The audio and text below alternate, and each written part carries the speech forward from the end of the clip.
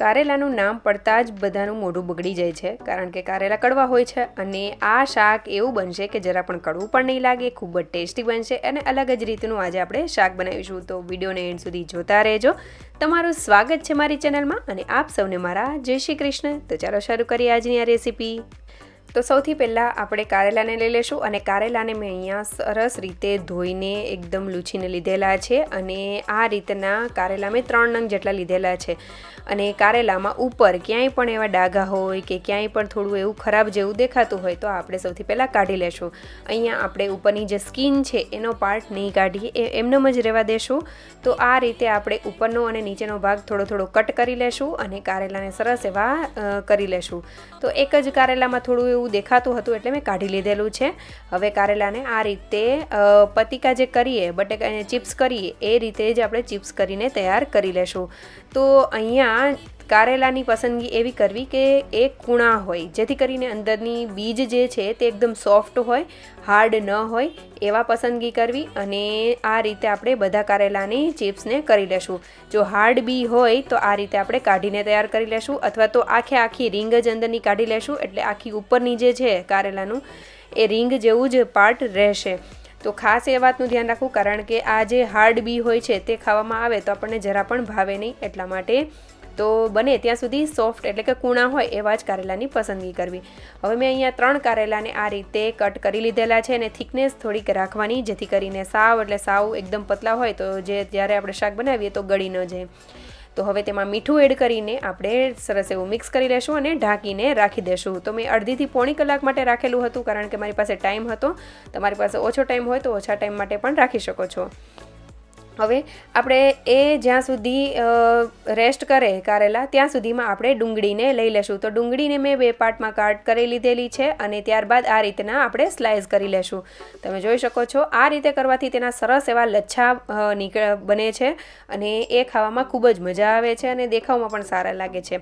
તો તમારે જાડા કે પતલા તમારી ચોઈસ પ્રમાણે કરી શકો છો. અને સાથે લીલા મરચાંને પણ એડ કરેલા છે. તો મેં અહીંયા તીખું એક જ મરચું લીધેલું છે. તો તેને આ રીતે રીંગ જે હોય એ રીતે જ કટ કરેલું છે. અને આ રીતે થોડું એવું આદું તેની સાથે જ મરચાંની સાથે જ આપણે ખમણીને તૈયાર કરી લેશું. હવે આ બધી વસ્તુને સાઈડમાં રાખી દેશું. અને આ જે કારેલા છે તે સરસ એવા તેમાંથી પાણી છૂટું પડી ગયું છે, મતલબ જે તેની કડવાશ છે તે નીકળી ગઈ છે. તો મીઠામાં આ રીતે થોડીક વાર રાખી દેશું એટલે બધી કડવાશ નીકળી જશે. એટલે હવે આપણે શું કરીશું, હાથમાં થોડા કારેલાનું પતિકા જે છે તે લઈ લેશું અને આ રીતે એકદમ પ્રેસ કરી દેશું. ધ્યાન રાખવું કે જે પતિકા છે તે આપણે પ્રેસ કરીએ હાથની મદદથી તો તે ભાંગી ન જાય, એ વાતનું ખાસ ધ્યાન રાખવું. અને આ રીતે એકદમ સરસ એવું પ્રેસ કરીશું ને તો બધી કડવાશ જે છે તે નીકળી જશે. એટલે જે લોકો કારેલા ખાતા હશે તેને ખ્યાલ આવી જ ગયો હશે કે આમાં તમને લાગે છે કે કડવાશ જરા પણ રહેશે. જરા પણ આ શાક કડવું નહીં લાગે અને ખૂબ જ ટેસ્ટી લાગશે. તો આ રીતે આપણે બધું જે પાણી છે તે નિતારી લીધેલું છે અને આટલું પાણી નીકળ્યું છે. હવે આ પાણીને આપણે જવા દેશું અને તે શાકનું પ્રિપેરેશન કરી લેશું. તો તેના માટે મેં લોયામાં થોડું એવું તેલ લીધેલું છે. અત્યારે મેં થોડું તેલ વધારે લીધેલું છે અને જે કારેલાના સ્લાઇસીસ છે તે તેમાં એડ કરી દેશું અને તેને મીડિયમ ફ્લેમ ઉપર તેને સરસ એવા કૂક કરી લેશું. તો અત્યારે આપણે જે કારેલા એડ કરેલા છે તેને આપણે થોડા એવા ફ્રાય કરી લેશું, જેથી કરીને તે સોફ્ટ પણ થઈ જાય અને ખૂબ જ સરસ એવો ટેસ્ટ આવશે. તો આ રીતે થોડી વાર માટે જ કરવાના છે. ઉપર નીચે કરતા જશું એટલે બધી બાજુથી સરસ એવા તળાતા જાય કારેલા. અને મેં અહીંયા થોડું વધારે તેલનો ઉપયોગ કરેલો છે. ઇનકેસ તમને એવું લાગે, કારણ કે આપણે પાછળથી તેલ કાઢી લેશું તો તમને એવું લાગતું હોય કે તેલ વધારે છે અને તેલ આટલું બધું મારે મતલબ કે એડ નથી કરવું અને થોડા તેલમાં કરવું હોય તો પણ તમે કરી શકો છો. તો આ રીતે આપણે કરતા જશું. અને જો વચ્ચે તમને ક્યાંય પણ બી દેખાય એકદમ હાર્ડ તો કાઢી લેવાનું છે.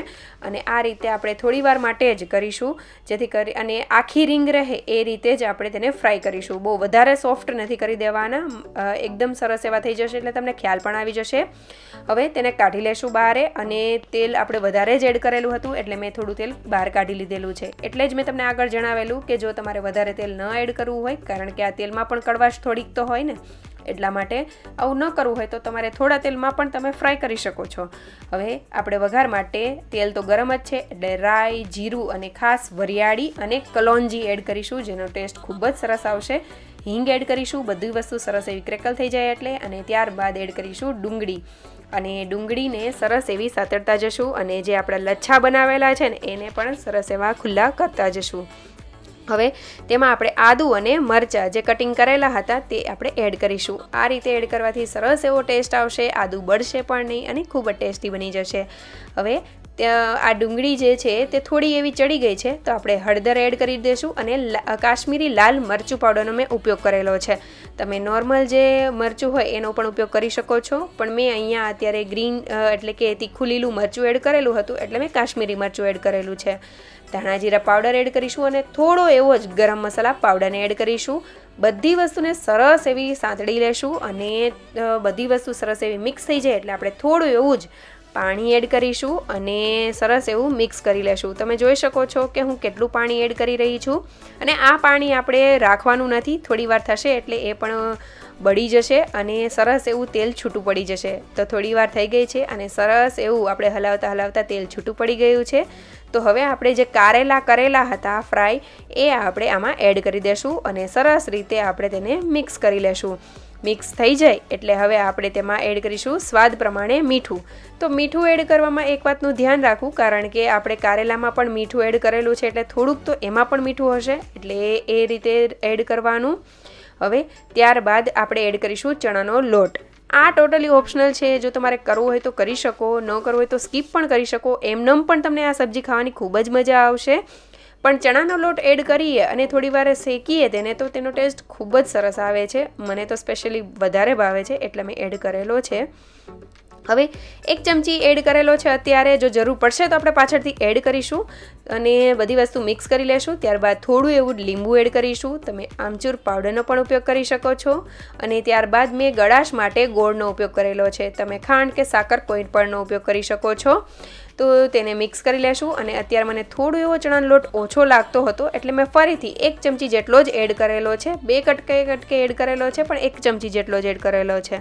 તો ટોટલ આપણે 2 ચમચી જેટલો જ ચણાનો લોટ મેં એડ કરેલો છે અને આ રીતે ઉપર નીચે ફેરવતા તેને શેકી લેશું, કારણ કે ચણાનો લોટ કાચો છે, થોડી વાર માટે શેકવો પડે. તો હવે આપણે ઉપરથી ધાણાભાજી કાપેલા એડ કરી દઈશું અને ત્યારબાદ એડ કરીશું થોડી એવી કસૂરી મેથી. હાથની મદદથી મસળીને એડ કરીશું. આનાથી કડવાશ જરા પણ નહીં આવે પણ ટેસ્ટ ખૂબ વધી જશે. તો તેને આપણે એડ કરીને સરસ રીતે ઉપર નીચે કરી લેશું અને મિક્સ કરી લેશું. તો આ રીતે કરતાં આપણી સરસ એવી સબ્જી બનીને તૈયાર થઈ ગઈ છે. તો ગેસની ફ્લેમ બંધ કરી દઈશું અને બધી ફ્લેવર એટલે કે મેં ચાખી પણ લીધેલું છે કે કેટલો કંઈ પણ એડ કરવાની જરૂર છે કે નહીં, પણ ખૂબ જ ટેસ્ટી એવી આપણી આ સબ્જી બનીને તૈયાર થઈ ગઈ છે. તમે ક્યારે પણ આ રીતે આ સબ્જી ન બનાવતા હોય કારેલાની તો જરૂરથી બનાવજો. ભરવાની ઝંઝટ પણ નહીં રહે અને ખૂબ જ સરસ એવો ટેસ્ટ પણ આવશે. તો તમે એક વખત જરૂરથી આ રેસીપી ટ્રાય કરજો અને તમે કઈ રીતે બનાવો છો એ પણ મારી સાથે શેર કરજો. અને આજની રેસીપી તમને કેવી લાગી એ કમેન્ટમાં જરૂરથી જણાવજો અને જો સારી લાગી હોય તો લાઇક, શેર અને સબસ્ક્રાઈબ કરવાનું ભૂલતા નહીં. Thank you for watching.